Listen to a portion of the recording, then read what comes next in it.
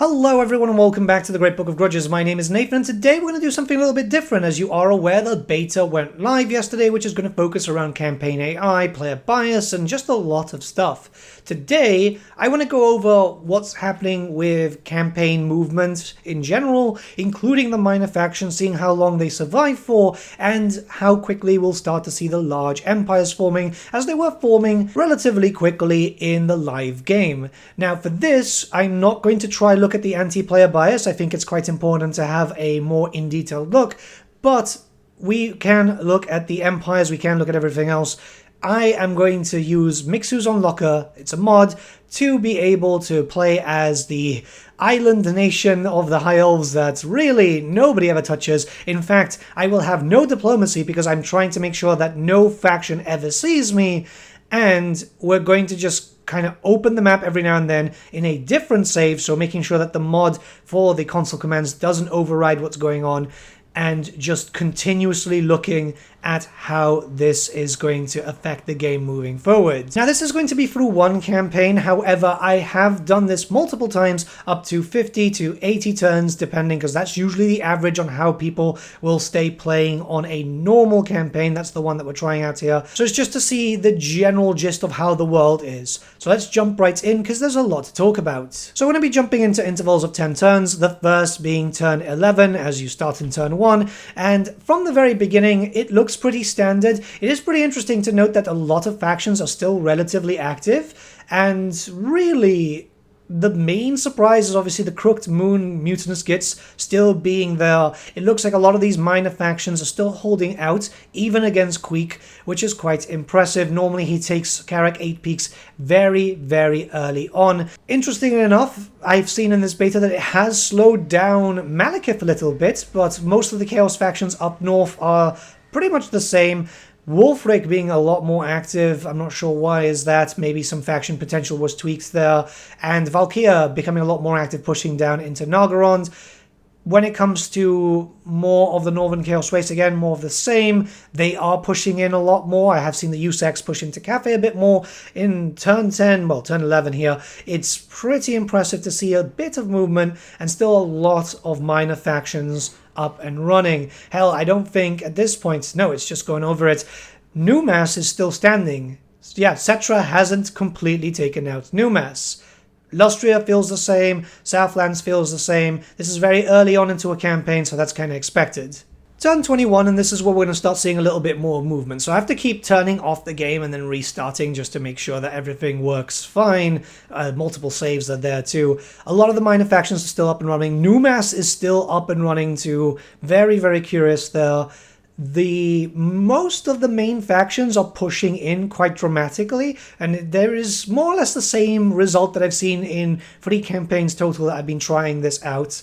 It does seem again that most of the minor factions are lasting a little bit longer. Naturally, when players are involved in specific theaters, it does change around because obviously the player then becomes an active player in that area. Still, Queek is being very, very slow. Skarsnik has been destroyed, which kind of expected. Belagar's still running at the moment. When it comes to Northern Chaos Waste, they're pushing out. Grimgor and Tamukan are starting to push into the Mountains of Morn a lot more. Cafe is still a bit of a slog, but in most cases, the Cathayan factions are uniting quite heavily. It's pretty fun to see a lot of map changes with the minor factions, but keep in mind that a lot of minor factions have now been made a little bit more active. Most of Nargothrond has come into a bit of a standstill, barring that of Morathi, which I wasn't really expecting too much. And it does seem that the High Elf Donuts, Orth 1 seems to be a bit more active in terms of warfare. Avalon taking a big chunk of land. The Lizardmen factions are suffering a little bit, but the more aggressive Lizardmen factions are doing a bit better. Teclis seems to be expanding fairly well, alongside the fact that Kairos is stopping a bit.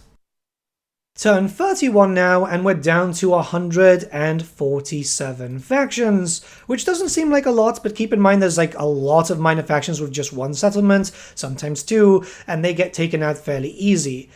In most cases, the world is starting to look a little bit more fuller now. We are seeing a heavy push on Kairos, killing off Teclis. The last defender is actually interesting enough. So Krokgar is pretty much eliminating Forek, which I don't think has happened much before. Normally, Forik is very strong in auto-resolve. We are seeing a massive push in the Southlands, just a lot of territory being consolidated, and Numas still up and running, which is really, really curious, actually. Normally, they're just full gone. Gorbad Ironclaw being defeated by the Dwarves of Karasek-Karak. The Empire still very much in different minor factions, but again, that's how the Empire is hard-coded. But we are seeing a lot of movement in Norska, mostly Wolfric taking over as much territory as possible. The Northern Chaos Waste is always going to be an odd one because it always waxes and wanes, and the Mountains of Morn basically just being taken over fully. We're even seeing some minor faction movement when it comes to the Darklands too. It's a lot more active. It definitely showcases that a lot more is happening now. And I'm not sure what happened with all this with faction potential. Maybe some values were changed, but Skulltaker, a faction which generally moves a lot and conquers quite a lot, has been slowed down quite dramatically. Maybe the Lizardmen factions are all teaming up against him, but in most cases, from all the campaigns I've been doing, and I do a lot, yep, we see a lot more movement.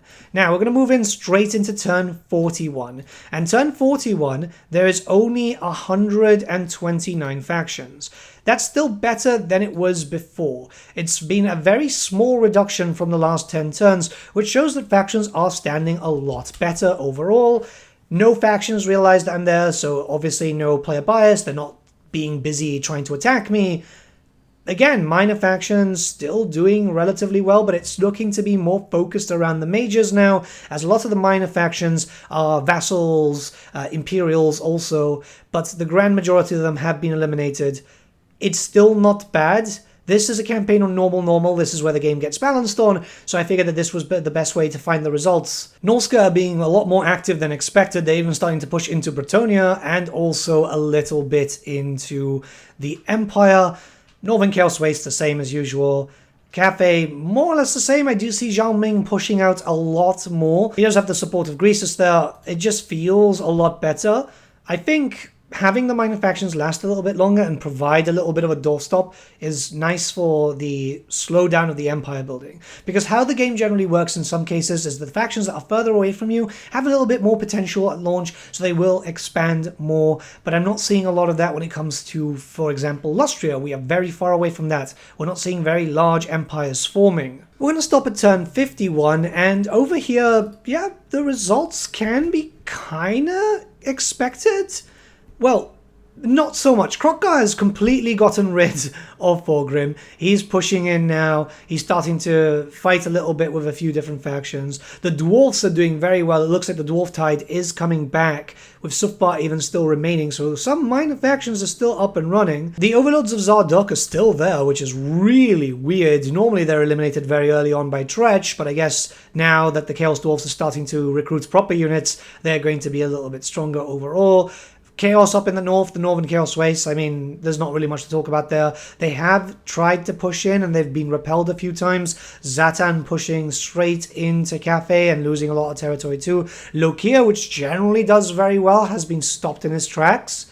In Araby and the Southlands, Teclis is holding. Teclis is doing very well. Lustria, again, mostly Lizardmen.